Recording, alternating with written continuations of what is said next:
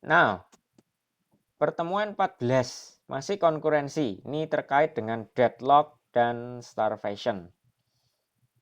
Deadlock, permanent blocking or deadlock happens if there are several processes that are competing to get the system's resources or communications, and there is no efficient solution. So this involves the resource needs that are accessed by two or more processes. So this one, this is the illustration here. So this one, the first car one here, it has A. The second car 2 has B. The third car 3 has C. The fourth car 4 has D here. So if there are is still in this case, then it is still not deadlock. It is called deadlock possible, because here in this case 1 wants to go there, 2 wants to go there, 4 wants to go there, and 3 wants to go there. In order to achieve their goal, the first car here needs A and B. The second car needs B and C. The third car needs C and D. The fourth car needs D and A. But then, if the first process acquired A, second process acquired B, third process acquired C, and fourth process acquired D, it will be stuck. One cannot go directly there because there is 2 cars here.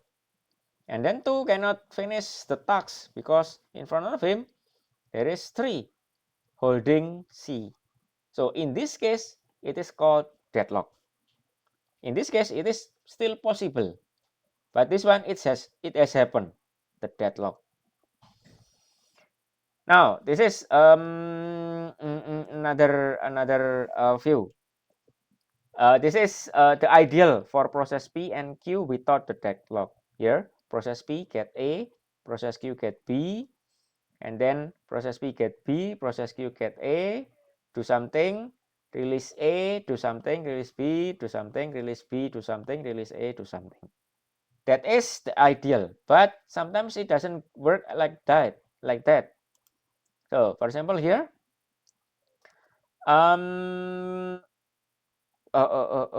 wait. There's one progress of P, there's one progress of Q. For this one, progress of P, it runs to here, and then here, and then here, get A. Going here, get B. And then release A, release B, and that's it. Everything is fine. Because progress Q did not run. So P can run smoothly. The same thing for this one, for progress for Q, running from here, get B, get A, release B, release A, and finish. In this run, the first run and the sixth run, everything is fine, because when the one process is running, the other process is not running, so everything is fine. However, here in the 2 here, process Q get B, get A, and then release B. This one, progress P get A here. So here, get A and get A. It will be running here. A is required in here, B is required in here. Now, if it goes something like this, here get B, and then progress P get A, and then P wants to get A and Q wants to get B. This one is deadlock inevitable. Both processes has one resource and wait for the other to finish their job and get the other resource. So this one is deadlock inevitable. For this one, both P and Q wants resource A, and this one both P and Q want resource B. But the deadlock is in this part. So this one the same as previous. Now, if we example of no deadlock,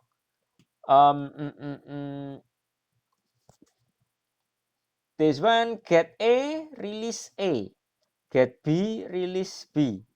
This one get B, get A, release B, release A. This one is still the same as previous, but for this one, it is different. Get A and then the release, and then release A directly, and then get B, and then directly releasing B. In this case, there is no deadlock. There is no deadlock. Now, resources. There are two types of resources. One is reusable, and the second is consumable. For reusable, it is used by one process at one time, and then it will not be destroyed by the usage. The process acquired resources and then released so that it can be reused by the other processes. For example, processor and then I/O channel and then main memory, secondary memory, and then the other devices and structured data such as file, database, and semaphore. Deadlock happens if every single process acquired one resource and asks the other's resources. This one for reusable, process P, action request D, lock D, request T, lock T, perform function, unlock D, unlock T. This one request T, lock T, request D, lock D, and then perform function, this one. And then for the reusable space or memory space, there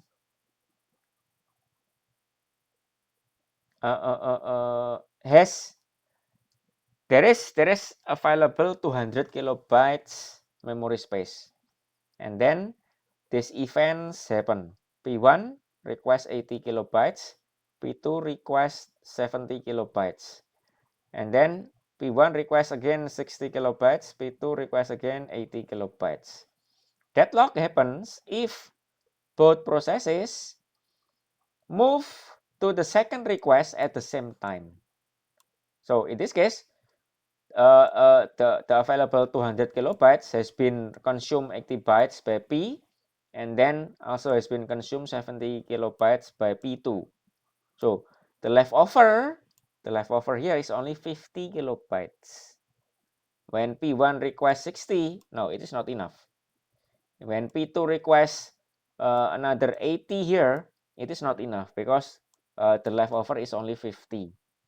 Karena yang tersisa cuma 50 setelah di request yang pertama di sini. Nggak cukup untuk jalankan yang berikutnya di sini. Akhirnya deadlock. Now, the other type of resources is consumable. It is produced and then consumed.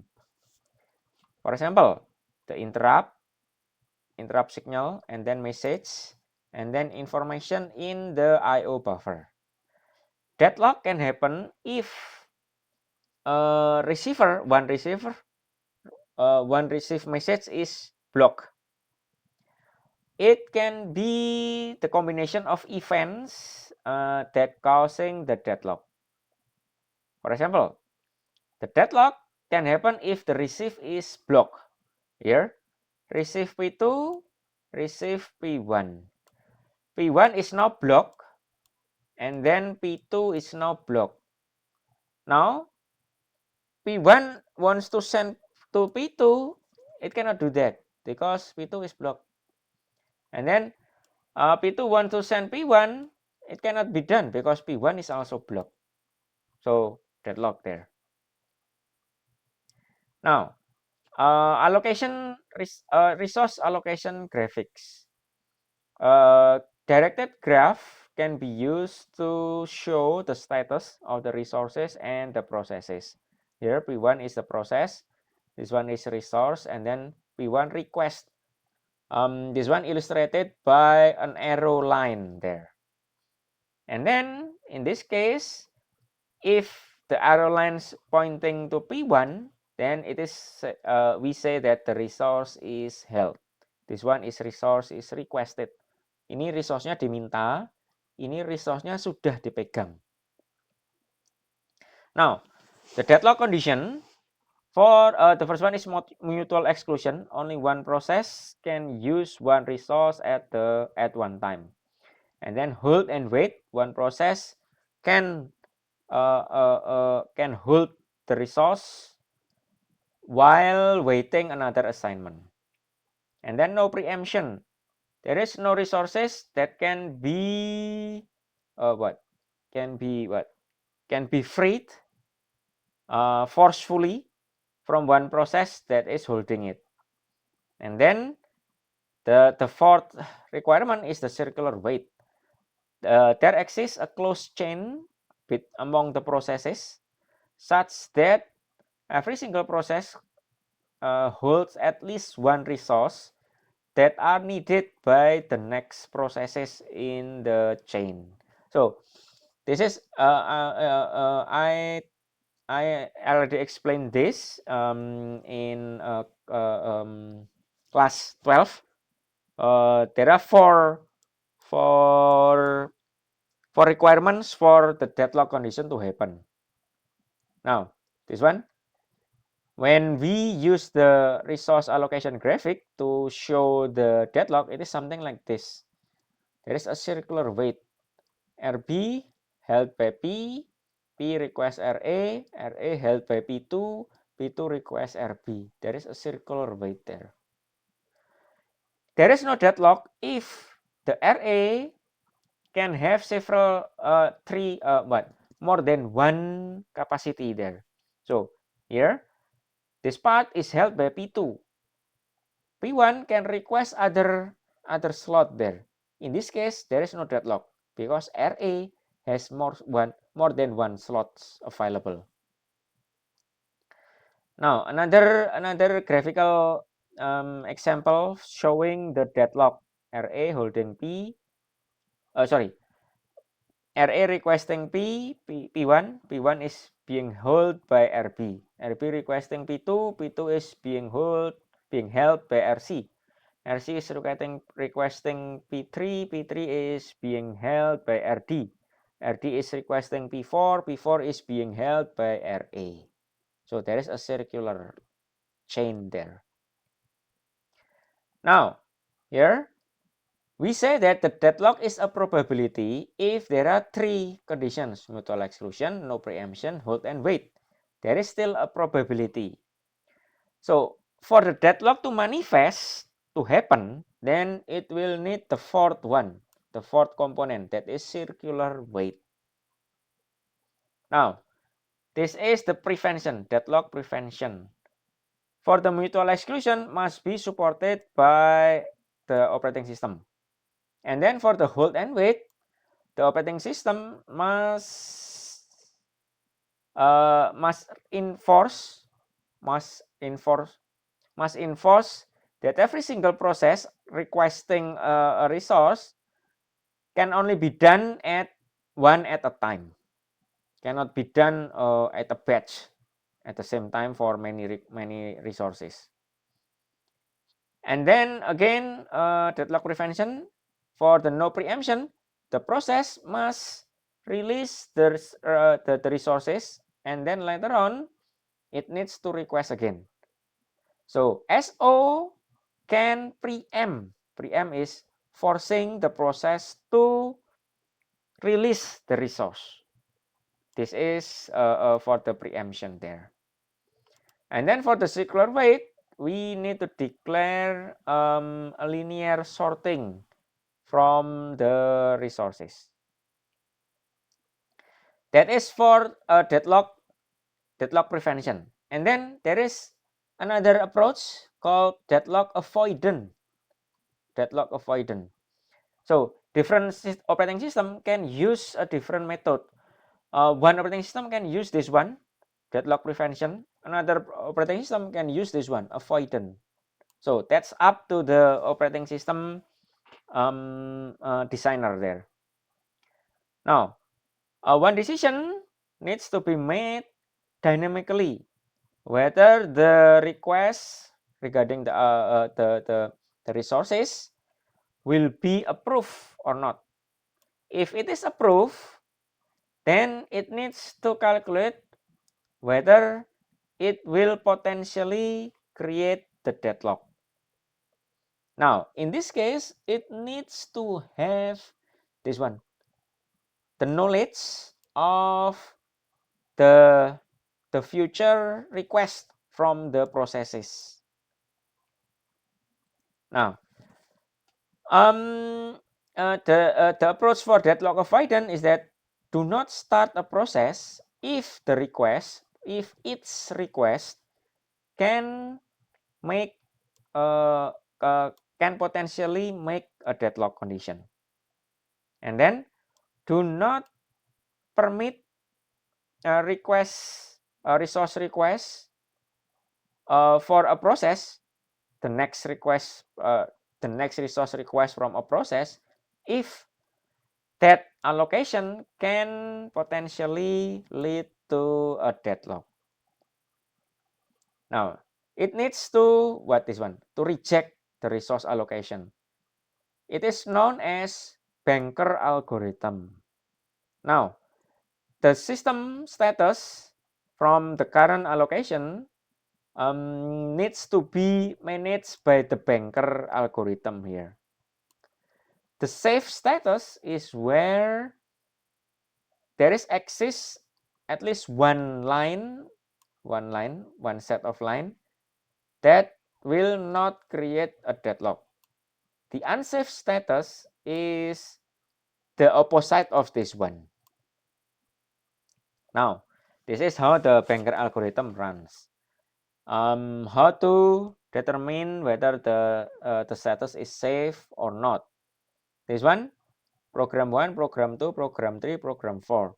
Program 1 has three slots from resource 1, 2 slots from resource 2, 2 slots from resource 3.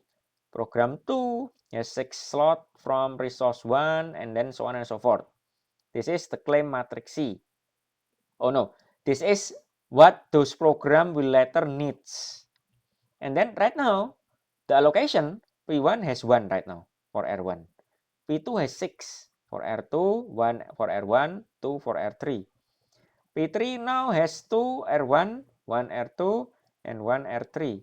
P4 0, 0 for R1 and R2, and 2 for R3. Now, in this case, for P1, it is only allocated 1 R1. It still need 2 R1, 2 R2, 2 R3 to finish. For P2, it needs another 1 of R3 to finish. For P3, it needs 1 R1 and then 3 R3 to finish. For P4, it needs 4 R1, 2 R2 to finish. Now, we have this table C minus A. So this one, that the one that I just said. This one, 3 minus 1, 2. 2 minus 0, 2. 2 minus 0, 2. Now, the resource vector. The resource vector here showing the maximum slot that are held by every single resources. So R1 has the maximum 9 slots. R2 has a maximum 3 slots. R3 has a maximum 6 slot. In this case, the available vector here, this one, this number, minus this one, minus this one, minus this one, minus this one, it is 0. The available vector for R2 is this one, 3 minus 0 minus 1 minus 1 minus 0 is 1. Resource 3, 6 minus 2 minus 1 minus 2 minus 0 is 1. So this is the available now. This is the initial state. Now, continuing, P2 runs to completion. P2 runs completion. In this case, it asks another 1 from R3. R3 still has 1 running and then finish Now P2 is 0, 0, 0. Available vector returns to become here 6, 2, 3, coming from the rest of P2 here. Added by this one, 1R2. So far, everything is fine. Next, P1 runs to completion. P1 here needs 3, 2, 2. Already has 1, so it needs 2, 2, 2. 2 is enough. Here, 6. 2 is enough to fill this. 3 is enough to fill this. So, everything is fine. P runs to completion. Next, P3 runs to completion. P3 here, it needs 1, 0, 3. It has 7, 2, 3. It is enough. So P3 runs to completion. Lastly, there is P4, and the available vector V is enough for P4 to finish. Now, this is another thing, another condition. Unsafe status determination. The initial is the same as the previous example. However, P1 now, rather than the previous example P2 running, now P1. P1 requests 1 unit each of R1 and R3. R1 is 0, R3 is 1. In this case, it might get 1 here, and then because it is 0, it will block. P1 will be blocked. In this case, we know that because this one becomes negative when the request of coming from P is granted, then we in this method it will block the P1's request, will be blocked. Even though P1 get running time again and again and again and again, but because the banker algorithm determines that no, if I grant you this, if I give you this, then the condition, the status will become unsafe. So I will not grant you. Even though you request me again and again, I will not grant you.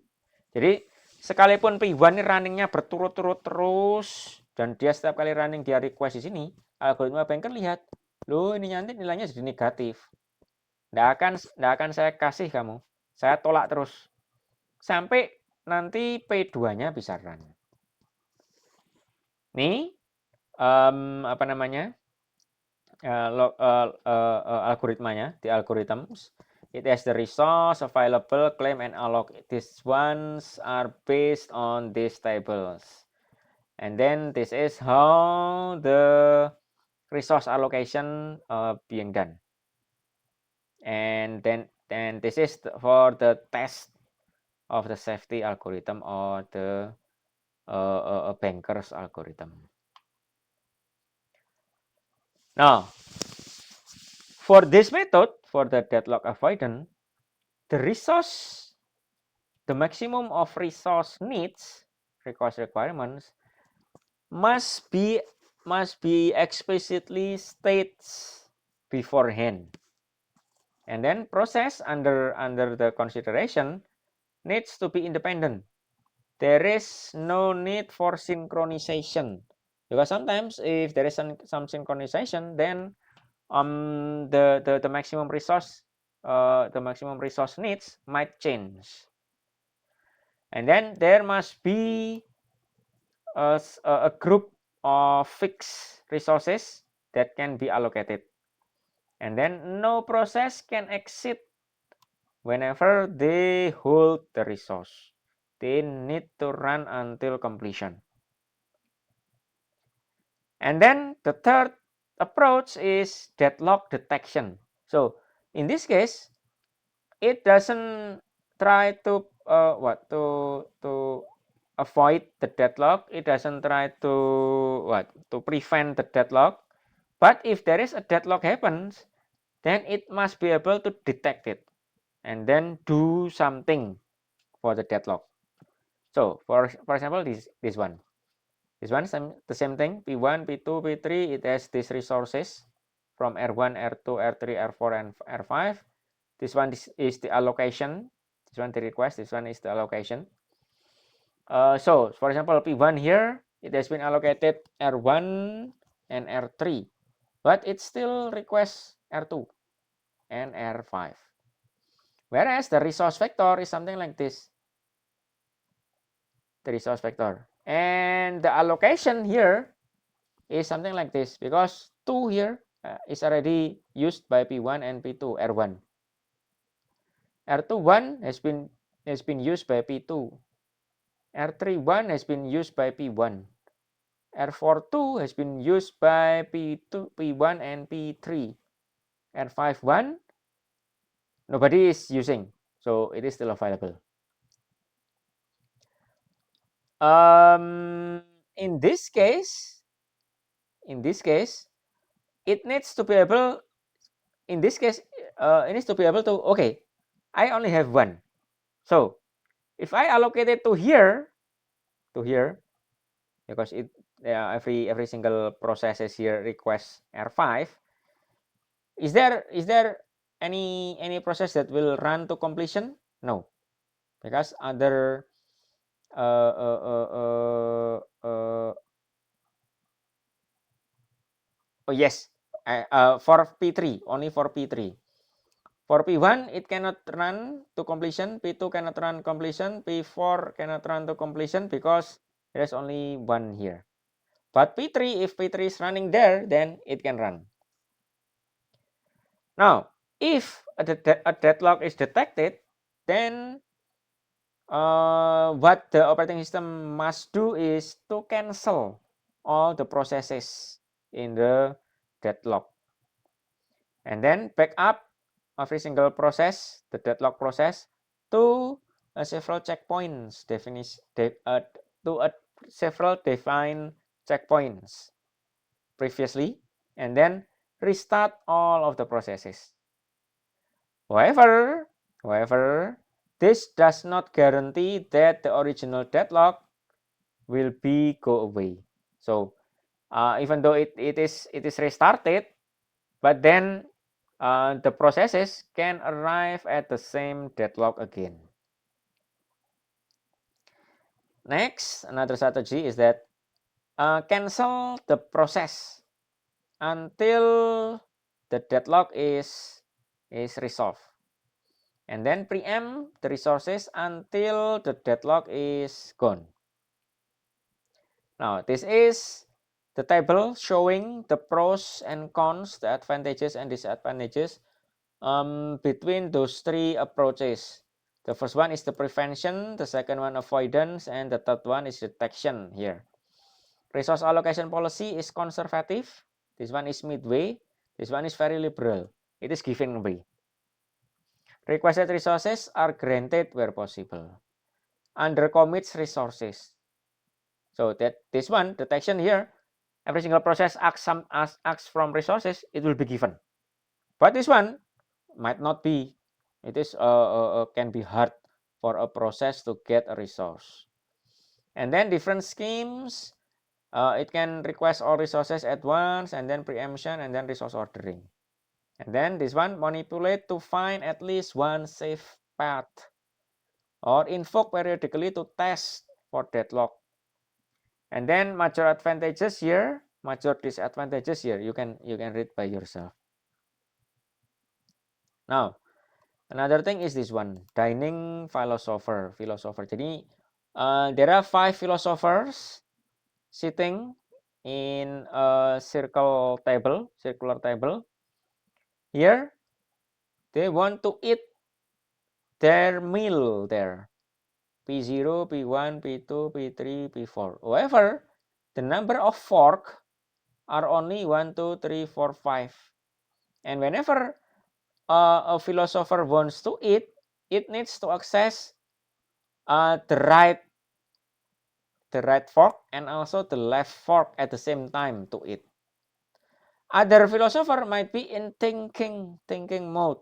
So in this case, if P1, P2, P3, and P4 are thinking, P0 can eat However, because they are philosopher, they don't eat until completion.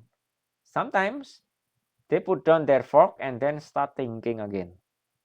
And when they are going to think and when they are starting to eat, nobody knows.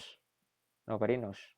However, if P0 hold this fork, P1 hold this fork, P2 hold this fork, P3 hold this fork, and P4 hold this fork, then there is a deadlock. Is it clear? Is there any question so far about dining philosopher? Ada pertanyaankah tentang filsuf yang lagi makan di meja bundar? Ada pertanyaankah? Oke, lanjut. Nah, ini solusinya. Solusi yang pertama. Solusi pertama, philosopher while true, think, and then wait fork one, wait fork berikutnya, and then eat, and then signal, releasing the fork, signal, releasing the fork. But this one definitely can lead to a deadlock. This one, the second solution, think, wait for room first.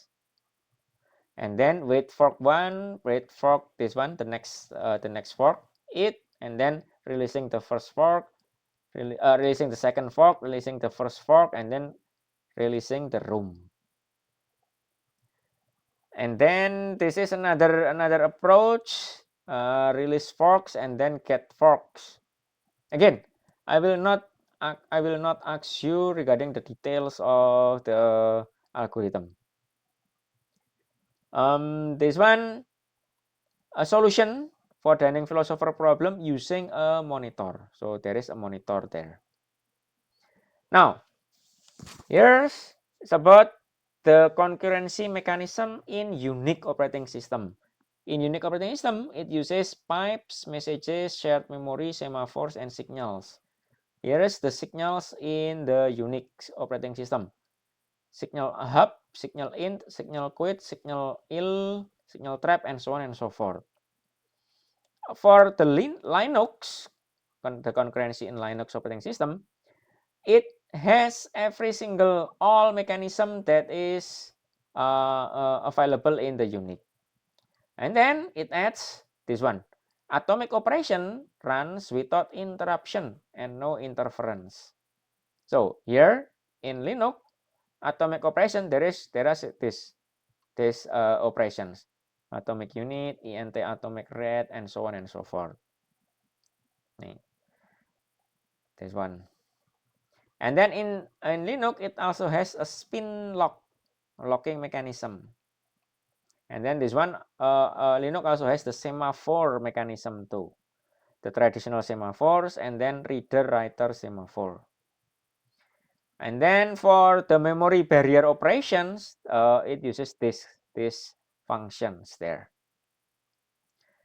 In Solaris or Solaris operating system, there are thread synchronization primitives. There is a mutex functionality, semaphores, and then readers, writer lock, and then branching variable, conditional variables. Now, this is the Solaris way, the Solaris data structure for synchronization. This one, mutex lock, and then semaphore, reader writer lock, and then condition variable.